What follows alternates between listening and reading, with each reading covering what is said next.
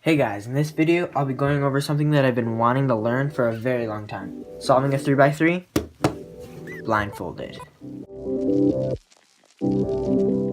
I've wanted to learn to solve a 3x3 blindfolded ever since I heard about it, and I haven't gotten to it until like 5 days ago. But in those 5 days I've learned a lot, and I started off by labeling my cube, if you can't tell. So I've labeled my cube from A all the way to X, and that will help me remember which edges need to go where. And honestly, I should have started with the Yushin Little Magic because it's stickerless. You can get Sharpie off stickerless a lot easier than stickered. It's gonna stay like this forever now. This is probably one of my worst cubes, which is a good thing and a bad thing, but it's too late to turn it back now, so now I'm stuck with this one. Anyways, so for example, let's do a scramble here.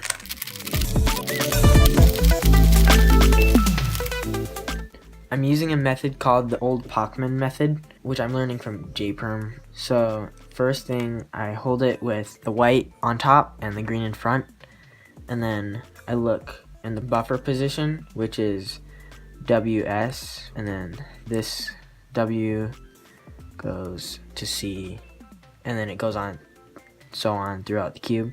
So there's a bunch of setup moves that you have to remember to get each edge where it's supposed to go. So let's just solve the edges right now.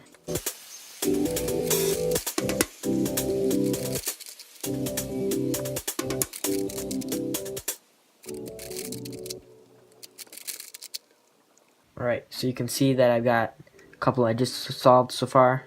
So this is what you would do if you're solving a blind.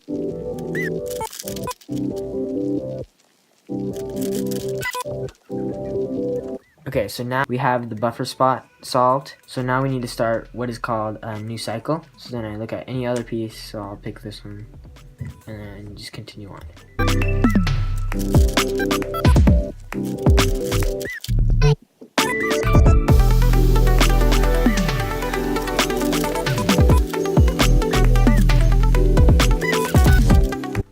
Alright, and there we go. So that's the first part of the old Pachman method, and the next part, which I haven't learned yet, is the corners, which I most likely will practice on my Rubik's 2x2 because I don't want to write on this. Yeah, and I also have to remember which letters go where. So like, for example, I have to remember that this is A, this is B, C, D, and it goes all the way around. Otherwise, I won't be able to solve it. I can solve it with looking at it yet, but not blindfolded. Let's hope for that in the next week. Alright, so that's what I've learned so far. I still got a long way to go. See you in part 2.